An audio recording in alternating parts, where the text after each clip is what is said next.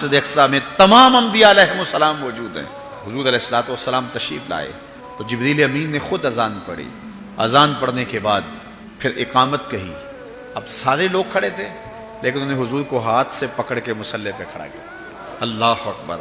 دیکھو بہت سارے لوگ ہوں، ایک متعین امام ہو تو وہ تو مصلی پہ کھڑا ہوگا ہی ہوگا۔ اب آپ سارے لوگ آئے ہیں تو میں نماز پڑھا دوں تو میں تو پڑھاؤں گا، یہ تو کوئی کمال نہیں نا۔ کمال تو بنتا جب سارے علماء ہوں، پھر پتہ چلتا ہے کون مصلی پہ کھڑا ہوتا ہے۔ اب سارے ہی نبی ہیں، ان میں نوح نجی اللہ بھی ہیں، ان میں موسیٰ کلیم اللہ بھی ہیں، ان میں عیسیٰ روح اللہ بھی ہیں، آدم صفی اللہ بھی ہیں، حضرت یوسف علیہ السلام بھی چراغ حسن لیے کھڑے ہیں۔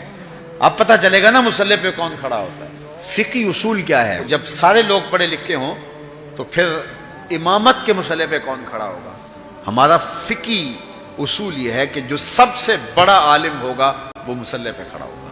تو پھر جب سارے نبی کھڑے تھے اور وَعَلَّمَ آدَمَ الْأَسْمَاءَ كُلَّهَا کا تاج بھی سر پہ رکھے ہوئے تھے، لیکن مصلی پہ حضور آئے، اس بات کا اعلان ہے صف انبیاء میں سب سے بڑا عالم ہے تو آمنہ کا لال ہے۔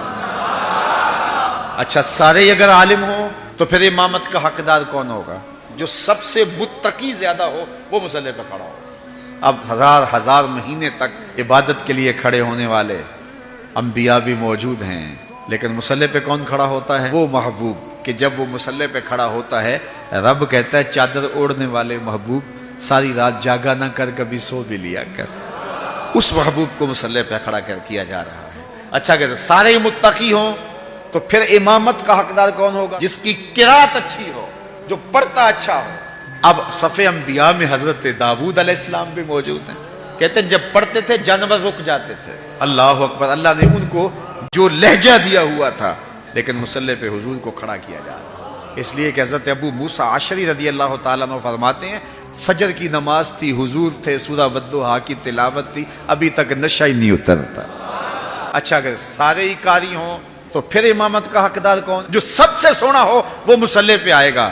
اب یوسف بھی صفوں میں کھڑے ہیں، انبیاء بھی صفوں میں کھڑے ہیں، نبی اللہ کا سونا ہوا ہے، لیکن حضور مصلی پہ کھڑے ہیں۔ حضرت یوسف کو اعتراض نہیں ہوتا، وہ جانتے ہیں میں حسین ہوں تو یہ آسن ہے، تو اس لیے حضور مصلی پہ کھڑے ہیں۔ میں کہتا ہوں سارے فضائل حضور کو حاصل تھے، سارے نبی بھی پیچھے کھڑے ہو گئے۔